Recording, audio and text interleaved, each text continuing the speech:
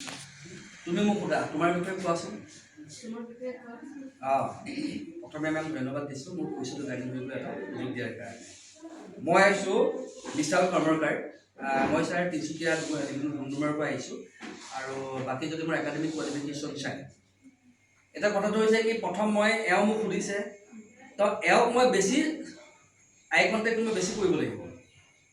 এওঁক মই মাজে মাজে কণ্টেক্ট কৰিম কাৰণ এওঁ মোক বেছি এওঁহে মোক প্ৰথম আৰম্ভণি কৰিছে। ঠিক আছে, যদি ৰেচাই মোক যদি সোধে এগৰাকী মেমে যদি সোধে মই এওঁক মই বেছি আই কণ্টেক্ট কৰিম, এইফালে মই জাষ্ট মাজে মাজে কৰিম। ঠিক আছে, বাকী মোৰ হবি হৈছে মই ট্ৰেভেলিং কৰি ভাল পাওঁ, কুকিং কৰি ভাল পাওঁ, গাৰ্ডেনিং কৰি ভাল পাওঁ আৰু মই বহুত অপেন মাইণ্ডেড হয়। I am a very positive thinker and good communicator. ঠিক আছে, লগতে যদি মোৰ এক্সপিৰিয়েঞ্চ চাই তেতিয়াহ'লে মোৰ 3 বছৰৰ এক্সপিৰিয়েঞ্চ আছে বিগ বজাৰত আৰু লগতে মই এজ এ মেডিকেল ৰিপ্ৰেজেণ্টেটিভ 4 বছৰ কাম কৰিছোঁ মেইনটেইন কোম্পানী।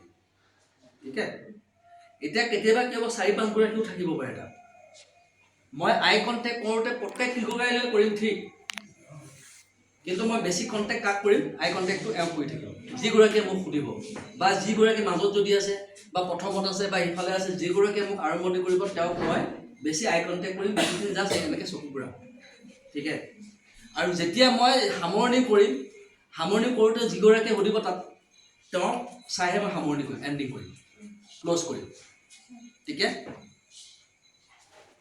মোৰ এক্সপিৰিয়েঞ্চ হৈছে এওঁ যেনিবা মোৰ মুনমুনে সুধিছে মোৰ এক্সপিৰিয়েঞ্চ হৈছে ছাৰ মেম মই প্ৰডাক্ট লাইফত as a additional branch manager হিচাপে কাম কৰিলোঁ 3 years আৰু বাকী মই মেডিকেল ৰিপ্ৰেজেণ্টেটিভ মোৰ 4 বছৰ এক্সপিৰিয়েঞ্চ আছে। NGOটো মই কাম কৰিছোঁ 2 বছৰ আৰু বৰ্তমান ছাৰ মই এতিয়া অট'মোবাইল ছেক্টৰত কাম কৰি আছোঁ ইয়াত মোৰ 1 বছৰ। থেংক ইউ জাষ্ট চলে কৰা এওঁৰ পৰা মই হেক কৰি দিলোঁ। দেখিলা, মই এওঁক হেক কৰা নাই কাৰণ তেওঁ মোক সুধিছিল। ক্লিয়াৰ হ'ল? এতিয়া ধৰা তুমি বেলেগ আহিছা কাটি দিয়া।